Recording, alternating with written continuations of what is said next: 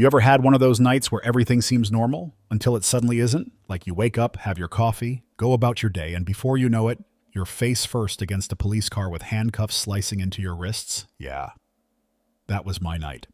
The south side of Chicago at night isn't a place where people take leisurely walks. The air was thick, fried food from some late-night joint, exhaust fumes from a bus that should have been retired a decade ago, and the sharp, sour tang of a dumpster that hadn't been emptied in weeks. The flickering streetlights weren't helping. They cast long, twitching shadows that made everything look like it was glitching out of reality. I kept my head down, hood up, moving like I had somewhere to be. My clothes were nondescript, worn jeans, a hoodie, sneakers that had seen better days. In this part of town, blending in wasn't just a habit, it was a survival skill. You walk like you belong, and most people leave you alone. Then I saw them. A beat-up Crown Victoria, parked across from a liquor store with a half-burned-out neon sign that buzzed like a dying mosquito. Two white guys sat inside, watching. Not like regular folks, like hunters. My stomach tightened. Not again. I wasn't doing anything wrong. I wasn't carrying anything illegal. I wasn't even making eye contact. But in this country, being black in the wrong place at the wrong time is often enough. Hey! Yo, sweetheart. Where are you heading this late? Here we go. I ignored them. Rule number 1, don't engage. Just keep walking. But cops like that? They don't like being ignored. I heard the car door open, the distinct sound of heavy boots hitting the pavement. Hey! I'm talking to you. I exhaled slowly, let my shoulders drop and turned around. Two officers, mid-40s, built like ex-football players who still lifted weights but carried beer guts. The first one had a thick mustache that made him look like a retired 70s porn star. His partner was chewing gum, jaw working like a cow in a field. Gum chewer and mustache. Can I help you, officer? I said, keeping my tone calm. Yeah, you can start by showing me some ID, mustache cop said, stepping forward like he was about to teach me a lesson. ID for what? You look real suspicious walking around here all covered up, Gum chewer muttered, blowing a bubble and popping it. I almost laughed. Suspicious how? By existing? That didn't sit well. Mustache cop tightened his grip on his belt, like he was deciding whether to go for his gun or just make my life miserable. You got a real smart mouth, huh? He sneered. And you got a real weak excuse for stopping me, I shot back. Mistake. Because before I could move, Mustache Cop grabbed my wrist and spun me around, shoving me forward so fast that my ribcage slammed into the hood of their squad car. The metal was ice cold, the impact knocking the breath out of my lungs. Whoa, hold up! I tried to twist away, but a heavy forearm pressed into the back of my neck, pinning me down. Stop resisting! Gum chewer barked, yanking my other arm behind my back. I couldn't believe this was happening. Again. My pulse hammered in my ears. My skin burned under their grip. The weight of them, the smell of stale coffee and cheap aftershave, the way my own breath bounced off the car hood and hit me back in the face. It all made my stomach churn. I'm not resisting, I snapped. You hear that? Mustache Cop laughed. She's not resisting. Yet. He leaned in closer, voice dropping to a whisper. You people always play the victim, huh? And then, just when I thought the situation couldn't get any worse, he reached into my pocket and pulled out a tiny plastic bag. I felt the world tilt beneath me. No. No way. Oh, look at that! Mustache Cop hollered like he'd just hit the jackpot.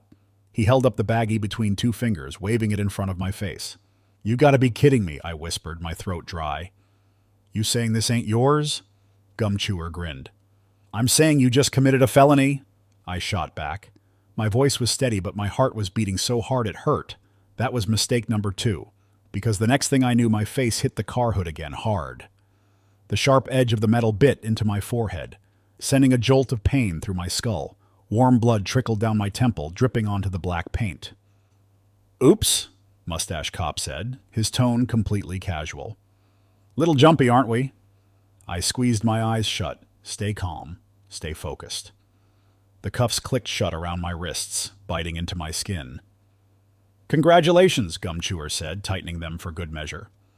You just won yourself a ride to Cook County Jail. The night air suddenly felt too thin, the sirens in the distance like a bad omen. I took a slow breath, tasted blood and rage on my tongue. And then I did something that caught them both off guard. I smiled. Because these two, they had no idea what they'd just done. Cook County Jail. If you've never had the pleasure, let me paint you a picture. Imagine a place where the walls sweat desperation. The air smells like piss and regret, and the people inside? Well, they're either mad, broken, or on their way to becoming both. The ride there was pure silence, except for the occasional static crackle of the radio and the sound of Mustache Cop munching on beef jerky like a damn hyena. I sat in the back of the squad car, wrists burning from the cuffs, head pounding from where my face had met the hood. Every time we hit a pothole, pain rippled through my skull like a damn alarm clock, reminding me just how screwed I was. But I wasn't panicking. Oh no, because while they thought they were taking me to my doom, these two idiots had no clue they were about to become the stars of their own downfall. We pulled up to the station. The moment the doors swung open, the fluorescent lights hit me like a slap. The place was buzzing, officers moving like bees in a hive, a couple of drunks slurring their last words before being tossed into the drunk tank, and a poor dude arguing for his life over a parking ticket. Gumchewer yanked me out of the car like I was luggage on a bad airline. "Careful," I said through gritted teeth. "I bruise easy." "Yeah," Mustache Cop chuckled. "You're about to get a whole lot more acquainted with pain, sweetheart." He dragged me inside, past rows of desks, past officers who didn't even glance my way. This wasn't new for them. Another black woman getting booked? Business as usual. A young officer at the desk, looked about 25. Nervous hands, still had a little humanity left in him, glanced up when he saw me, his brows furrowed. "What's the charge?" "Possession with intent," Mustache Cop said casually, like he was ordering a damn burger. The young officer's frown deepened. "She doesn't look like—" Gumchewer slammed the baggie of powder onto the desk. "She doesn't look like what?" he sneered. "Like a criminal? Guess what, kid? They never do." I locked eyes with the young cop. I could see the doubt flickering in his gaze, the tiny ember of a conscience. But whatever moral dilemma he was having, it wasn't strong enough to go against his own people. He sighed. "Take her to processing," Mustache Cop grinned. "With pleasure." I was dragged down the hallway, past rows of holding cells filled with the usual cast of Cook County characters. Hookers, drunks, a guy mumbling to himself about lizard people, and a woman with a black eye who would probably be out in a few hours only to get sent right back. Then they threw me in a cell. The door clanged shut, sealing me in with 3 other women. One was an old woman with wild gray hair, muttering to herself about the end of days. Another was a punk-looking girl with purple hair and a fresh lip piercing. She sat with her knees pulled to her chest, picking at a loose thread on her jeans. The third? A white lady in her 40s who looked like she had never set foot in a place like this before tonight. She was pacing, clutching a cross necklace, like it was a life raft. Punk girl eyed me. "What did they get you for?" I gave her a dry smile.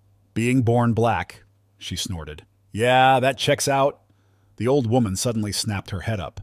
"We are all damned. The world is ending, and you are all just sitting here like lambs to the slaughter." The white lady flinched. "Great," I muttered. "A doomsday prophet, just what I needed tonight." Time crawled. I could feel the sticky heat of the cell, the faint stench of disinfectant failing miserably to cover up the years of misery soaked into the walls. I sat in the corner, leaning back, listening. The police station had a rhythm, voices rising and falling, the occasional bark of orders, the shuffle of papers and clatter of metal bars, then footsteps. A heavy, deliberate stride. The kind of walk that demands attention. A voice barked my name. "Brooks!" I stood, rolling my neck. "Looks like my ride's here." Punk girl frowned. "Who the hell do you know that's getting you out this fast?" "Guess I got friends in low places," I said, stretching. A burly sergeant unlocked the cell door. "Get moving." I stepped out, brushing past him, feeling every pair of eyes in that cell boring into my back. They led me down a different hallway. Not towards the usual exit, not towards booking. Something was off. And then I saw them. Mustache Cop and Gum Chewer, sitting in an interrogation room, laughing. They were drinking coffee, looking too damn comfortable. Oh, these idiots still thought they won. One of them glanced up as I was shoved inside. Well, well, Mustache Cop smirked. "How's county treating you, sweetheart?" I said nothing, just sat down across from them, calm, collected. Gum Chewer smirked. "See, here's the deal. We can make this easy or we can make this hard. You confess to possession, we push for a lighter sentence. You cool? You keep running that smart mouth and we make sure you rot in there." Mustache Cop leaned forward, dropping his voice. "We own this city, girl. No one's coming to save you." I tilted my head, taking them in. 2 pathetic men who had spent too many years thinking they were untouchable. I let a slow smile spread across my face. Then I leaned in, locked eyes with Mustache Cop, and said the one thing that wiped the grin off his face. You just made the biggest mistake of your life. The door burst open, and everything changed. The room went dead silent, the kind of silence that only happens when someone realizes they just fucked up beyond repair. Mustache Cop and Gum Chewer? Yeah, they were still trying to process what I had just said, like their tiny little brains were buffering. You just made the biggest mistake of your life. I let the words hang in the air, watching them, like a cat watches a couple of dumb rats that just wandered into a trap. And then the door exploded open. Not literally, but close enough. A group of men in dark suits stormed in like they owned the place, their presence sending a ripple of oh shit energy through the room. One of them, a tall, bald black man with the kind of posture that says I run this joint, stepped forward, flashing a badge that made both Mustache and Gum Chewer's faces go pale as hell. Special Agent Marcus Hall, FBI. Everyone in this room stays exactly where they are. You ever see a grown man visibly lose all the confidence in his body in under 5 seconds? Because that's exactly what happened. Mustache Cop blinked so fast I thought he was about to pass out. Gum Chewer? He actually choked on his coffee. I sat back, arms crossed, watching the whole thing unfold like a goddamn movie premiere. Marcus turned his attention to me. Agent Brooks, are you hurt? And just like that, their entire world shattered. Because that's the moment they realized. I wasn't just some random black woman they could mess with. I was a federal agent. Mustache Cop's mouth opened and closed like a broken fish. Wait, hold the hell on. Gum Chewer looked like he just got punched in the stomach. She's a... What? I stood up slowly, stretching my wrists. The cuffs were off now because, surprise, surprise, when you illegally arrest a DEA agent, people tend to have a problem with that. Y'all look like you just saw a ghost, I said, smiling. What happened to all that confidence? Marcus didn't waste time. He dropped a thick-ass folder onto the table, the sound echoing through the interrogation room. Detective Randall Cross, Officer Chad Wilkins.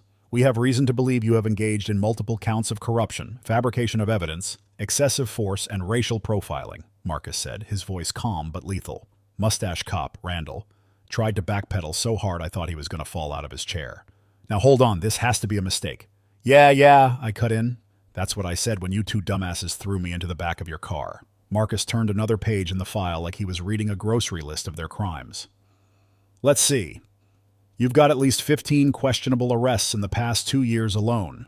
7 of those cases had charges dismissed because, shocker, the evidence was either inconsistent or mysteriously disappeared.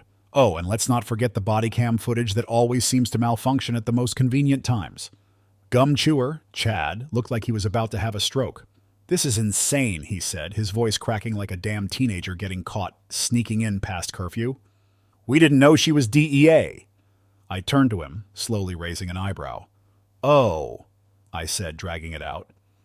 So what you're saying is, if I was just a regular black woman, this would have been fine. Silence. I let that sit. You know what's crazy? I continued. The only reason y'all are in trouble is because you picked the wrong black woman. You do this shit all the time, don't you? Randall wiped a hand over his face. Jesus Christ. Jesus ain't saving y'all today, I shot back. Marcus sighed, shaking his head. Both of you are suspended pending further investigation, but let's be real. He leaned in, voice dropping to a tone colder than a Chicago winter. Y'all are done. Bam! The interrogation room door slammed open again, and this time 2 uniformed officers walked in. Real ones, not corrupt assholes. Detectives, one of them said, barely holding back a smirk. Turn around, hands behind your backs.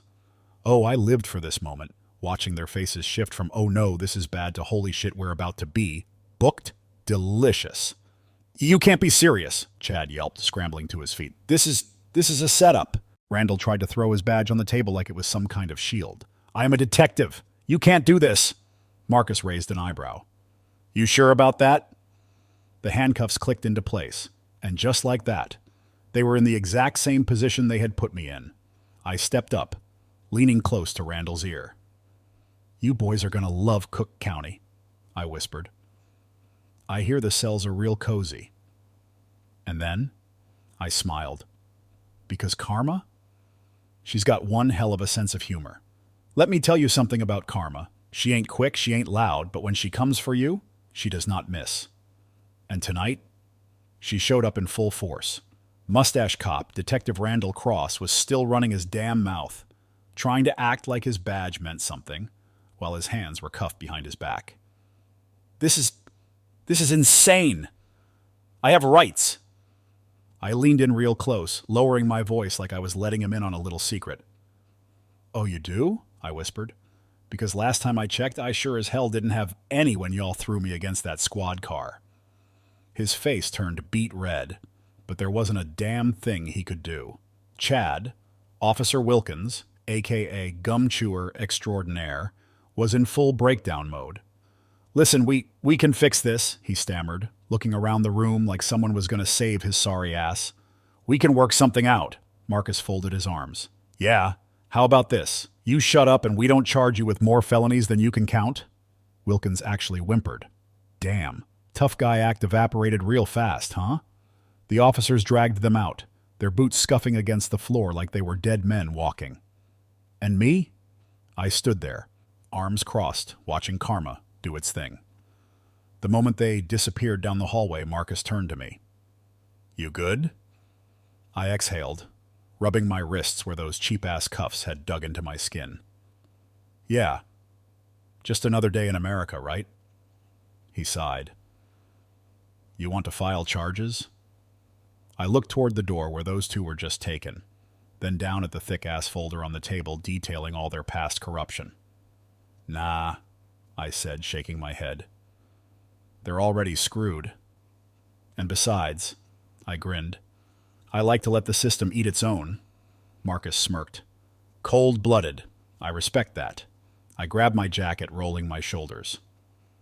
Now, if you'll excuse me, I'm going to go get a drink and maybe, just maybe, enjoy the fact that for once the right people got what they deserved. Marcus chuckled. Try not to get arrested on the way home. I winked. No promises. And with that, I walked out a free woman. But Randall and Chad, they weren't walking anywhere but straight to hell. Because, like I said, karma never misses. The end.